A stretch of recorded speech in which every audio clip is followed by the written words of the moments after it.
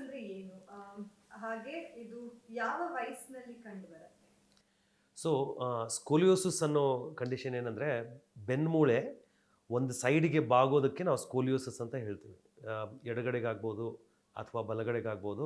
Side ways bending, ಆ side ways ಬೆಂಡಿಂಗಿಗೆ ನಾವು scoliosis ಅಂತ ಹೇಳ್ತೀವಿ. ಸೊ ಮೇನ್ಲಿ ಇದು ಮಕ್ಕಳಲ್ಲಿ ಕಂಡುಬರುವಂಥ ಪ್ರಾಬ್ಲಮ್ ಆಗಿರೋದು. ಬಟ್ ಇದು ದೊಡ್ಡವರಲ್ಲೂ ಆಗ್ಬೋದು. ಬಟ್ ನಾವು ಪರ್ಸೆಂಟೇಜ್ ವೈಸ್ ಹೇಳಬೇಕಂದ್ರೆ ಸ್ಕೋಲಿಯೋಸಿಸ್ ಅನ್ನೋ problem 80% of the issue mainly ಸಣ್ಣ ಮಕ್ಕಳಲ್ಲೇ ಬರುವಂಥ ಪ್ರಾಬ್ಲಮ್ ಅದು. ದೊಡ್ಡವರಲ್ಲೂ ಆಗ್ಬೋದು.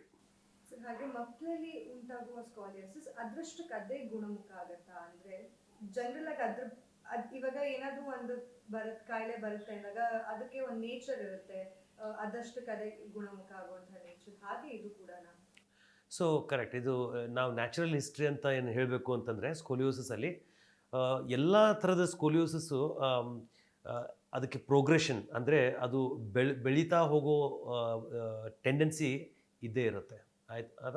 ಸೊ ಆ ಪ್ರೋಗ್ರೆಷನ್ ಆಗೋ ಪೊಟೆನ್ಷಿಯಲ್ ಏನಿದೆಯಲ್ಲ ಅದು ಡಿಪೆಂಡ್ಸ್ ಆನ್ ಯಾವ ಥರದ ಸ್ಕೋಲಿಯೋಸಿಸ್ ಅದ್ರ ಮೇಲೆ ಡಿಪೆಂಡ್ ಆಗುತ್ತೆ.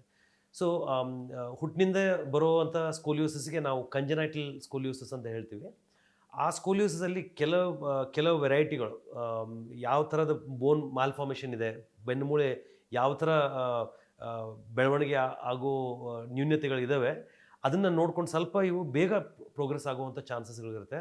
ಸೊ ಅಗೇನ್ ನಾವು ಪರ್ಸೆಂಟೇಜ್ ವೈಸ್ ಹೇಳಬೇಕು ಅಂತಂದರೆ 50 to 60% ಆಫ್ ದೆಮ್ ಪ್ರೋಗ್ರೆಸ್ ಆಗೋ ಚಾನ್ಸಸ್ ಇರುತ್ತೆ.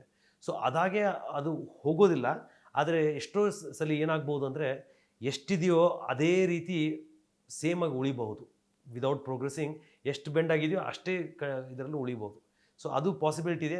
ಅದು ತಾನಾಗೆ ಹೋಗೋ ಪಾಸಿಬಿಲಿಟಿ ಅಂತೂ ಡೆಫಿನೆಟ್ಲಿ ಇರಲ್ಲ. And that's the case. ಒಂದು 90% ಕೇಸಲ್ಲಿ ಹಾಗೆ ಇರುತ್ತೆ.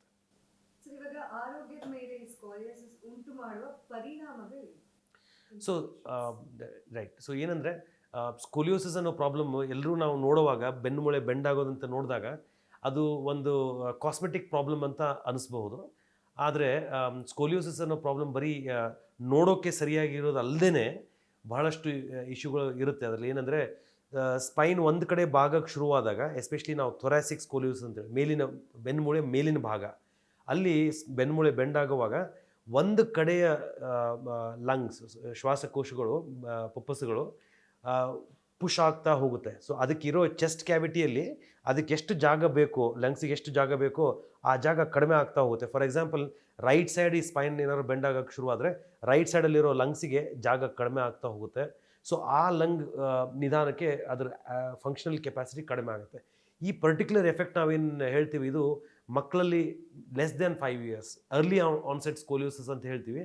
So most of the lung development, maximum lung development 5 ವರ್ಷದಲ್ಲೇ ಆಗೋದು. ಸೊ 5 ವರ್ಷದ ಏಜ್ಗಿಂತ ಮುಂಚೆ ಬರೋ ಸ್ಕೋಲಿಯೋಸಿಸಲ್ಲಿ ತುಂಬ ಸಿಗ್ನಿಫಿಕೆಂಟ್ ಪಲ್ಮನರಿ ಇನ್ವಾಲ್ವ್ಮೆಂಟ್, ಅಂದರೆ ಬಹಳ ಸಿವಿಯರ್ ಆಗಿರೋ ರೀತಿಯ ಲಂಗ್ ಇನ್ವಾಲ್ವ್ಮೆಂಟ್ ಆಗಬಹುದು. ಅದರಿಂದ ಬ್ರೀದಿಂಗ್ ಇಶ್ಯೂಸ್ ಇರುತ್ತೆ.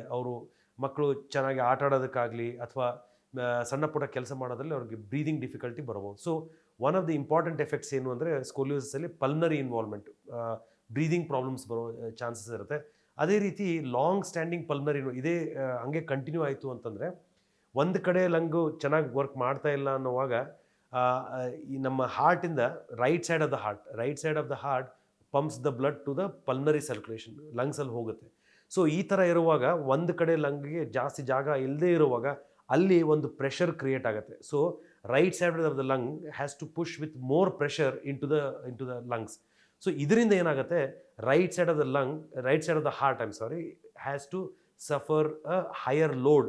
ಸೊ ಇದನ್ನು ನಾವು ರೈಟ್ ಹಾರ್ಟ್ ಫೇಲ್ಯೂರ್ ಅಂತ ಹೇಳ್ತೀವಿ. So this can develop over a period of time.